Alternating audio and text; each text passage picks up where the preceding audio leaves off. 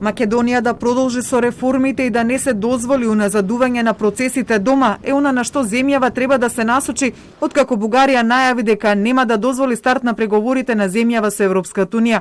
Малинка Ристевска-Јорданова од Институт за европска политика вели дека земјава нема многу простор за компромис и од сега треба да се размислува со ладна глава. Ние немаме простор за некакви отстапки затоа што има голем број бугарски барања, не само оние што често се споменуваат во јавноста.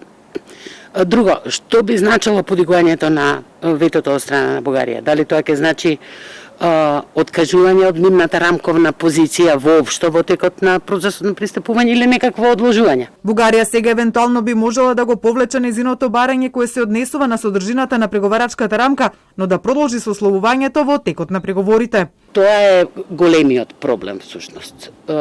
Затоа што во тој случај ова прашање кое што е апсолутно ирационално ќе се наметне над процесот кој што треба да биде објективен и ќе ни наметне една клима во која што многу тешко ние ќе зборуваме за еден процес на реформи засновани на објективни стандарди. Отаму мислам дека е време за навистина малку подолгорочно осмислување на нашата стратегија кон Европската унија. Според неа Македонија не треба да го напушти европскиот процес, но не сме да дозволи да ја троши енергијата и ресурсите на ирационални спорови, туку да ја насочи на економски и демократски развој и достоинствено да ги брани своите позиции.